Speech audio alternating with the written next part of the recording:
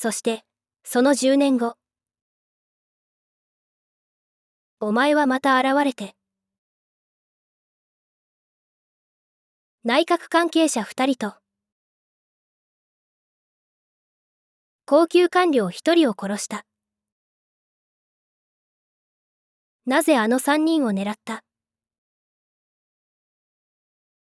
と、田原が言った。ある日、神様が、俺に囁いたのさ。奴らの苦しみの声を聞け。奴らの絶望の表情を見ろ。神様は、俺にそう言った。真面目に聞いてるんだ。嘘は言っていない。正直に答えてる。俺は神様を信じたことなんてない。見えないものを信じるなんて。馬鹿げてるからな。それに、この日本で。神様を信じるなんて奴がいたら。変な目で見られる。この日本には、妙なカルト宗教の霊感商法も多いしな。でもどんな人間でも、神様を求めたことがあるはずだ。耐え難い苦痛を感じたとき、絶望を感じたとき、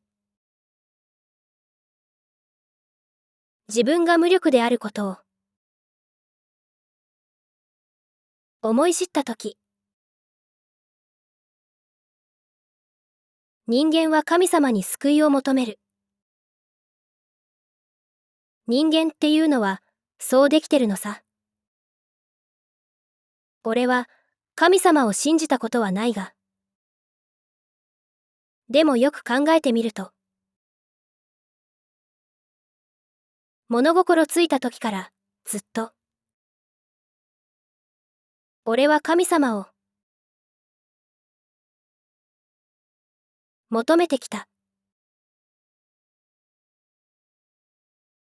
ガキの頃から。辛いことだけは多かったからな。田原が言った。つまり神様が、あの3人を殺せと言ったのか。そうじゃない。神様は俺に、奴らの苦しみの声を聞け。奴らの絶望の表情を見ろ。とだけ囁いた。俺にも信じられないが、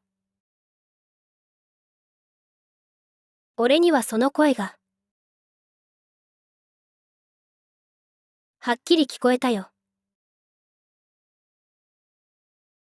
今でも耳の奥に残っている。だが誰の苦しみの声を聞き、誰の絶望の表情を見ればいいのか。俺にはわからなかった。だから、悩むことになったのさ。俺は他人を殺すが、それは金のためだ。自分が生き延びるために。金が必要だから、人を殺す。俺は誰にも、恨みなんかない。母親は、冷酷な女だったが、別に恨んでいるわけじゃない。俺が恨んでいるやつなんて、どこにもいない。それなのに、誰の苦しみの声を聞き、誰の絶望の表情を見ればいい。誰かの苦しみの声を聞き、誰かの絶望の表情を見る。それは誰かを恨んでいるやつが、その恨みを晴らすためにすることだ。だから、俺が誰にも恨みを持っていないとなると、俺以外の誰かの恨みを俺に晴らせということになる。確かにこの国には他人に恨まれて当然のやつがいる。だがそれは民主主義という制度の中で起こっていることだ。俺は民主主義の恩恵を受けたことはない。だから民主主義という制度の内側で起こっていることは俺には関係ない。だが俺以外の誰かは皆民主主義という制度の内側にいる。だから俺以外の誰かの恨みもその民主主義という制度の内側にあるということになる。そして民主主義の外側にいる俺は民主主義をその外側からよく見てみたのさ。そして気がついた。今の日本の民主主義は壊れかけている。制度の内側にいるときっとそれはあまりよくわからない。だが外側から見れば一目瞭然だ。民主主義とは庶民が自由を求めるための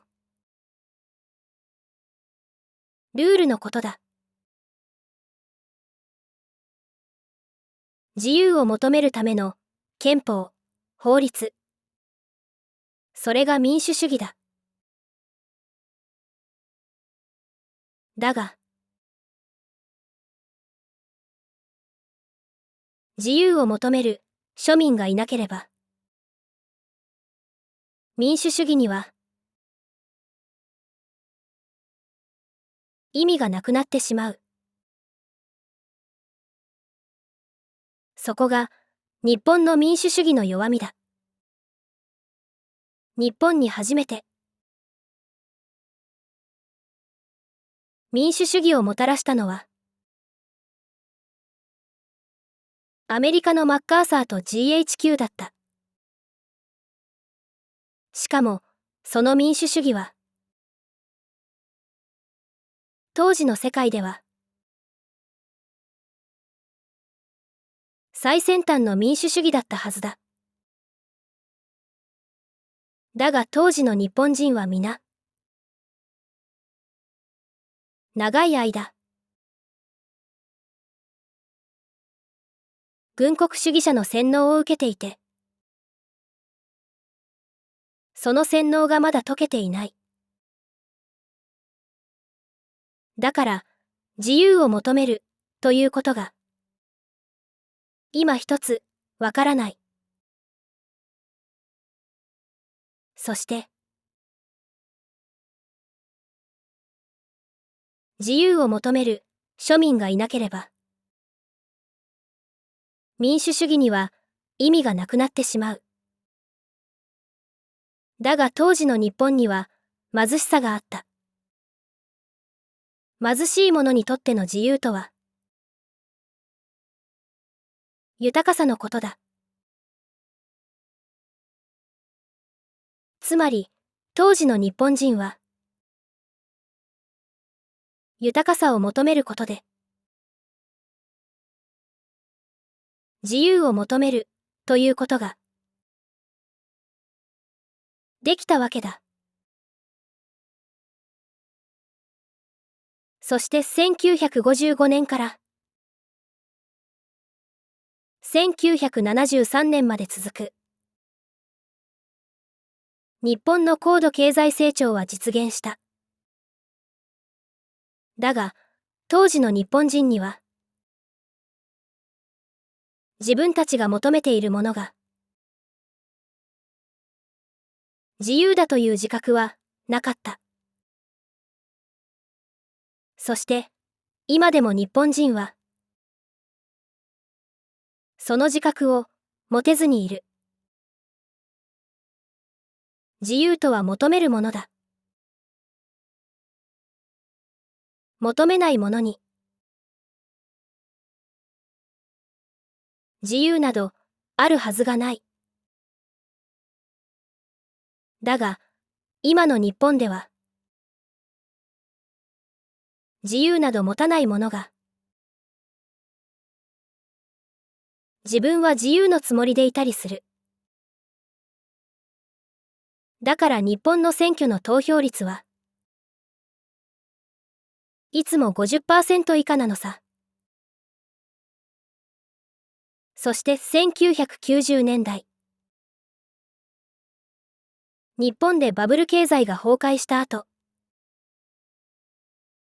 日本の民主主義の弱みにつけ込んで、庶民から搾取を企む連中が現れる。それが、政治、官僚、財界の癒着。いわゆる鉄のトライアングル。つまり、既得権益にしがみついて、甘い汁を吸う連中だ。民主主義は庶民が自由を求めるためのルールだ。そのルールを、既得権益にしがみついている連中が、自分たちの既得権益を守るためのルールに作り変えてしまう。そうなると、日本の民主主義は、少しずつ壊されていく。そしてそれが30年以上も続いてしまった。寄生虫どもは、庶民から恨まれて当然の連中だが、現実には、誰も恨まれたりなどしない。奴らは庶民から隠れて悪事を働く。そしてやがて、その悪事をごまかすために、嘘をつかなければならなくなる。そうなったとき、奴らは、マスメディアを使って庶民を騙す。つまり、庶民を洗脳するわけだ。80年以上前、太平洋戦争に向かっていた当時の日本と、全く同じことが、現代の日本でも起こっている。そして、俺は思ったのさ。本当なら、大勢の庶民に、恨まれて当然の連中に、俺が、生き地獄を、味合わせてやる。普通のやつには、できないことだが。俺ならできる。そしてそれは、俺にはとても、いいことのように思えた。つまり、魅力的なことに思えたのさ。田原が言った。なぜ、あの三人が、既得権益に関わっている、と。わかった。犯人は答えた。殺しの世界で生き残るために、最も強力な武器となるのは、真実という情報だ。俺はもう、20年以上も、真実を求め続けてきた。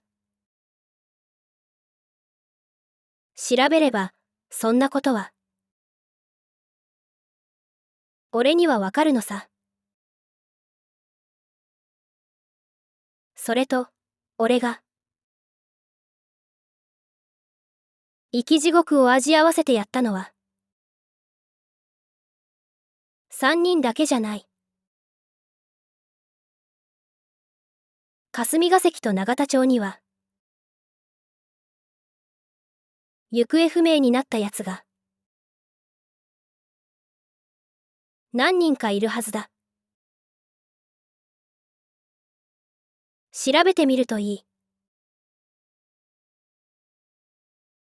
そのうちの4人は、俺がやった。奴らの死体は、重りをつけて、東京湾の海の底に、沈めておいた。俺の食い残しを、東京湾の魚やプランクトンが、食ったはずだ。田原が言った。発信機のことを分かっていたな。なぜそこに気がついたとき、逃げなかった。3人も殺して、捕まれば死刑だ。俺は人間の肉を食ったんだぜ。俺が行くのは、精神病院だ。看護師は、銃も警棒も持っていない。そう、うまくいくかな。と、田原が言った。死刑になるなら、それでもいいさ。俺はこの世の中で、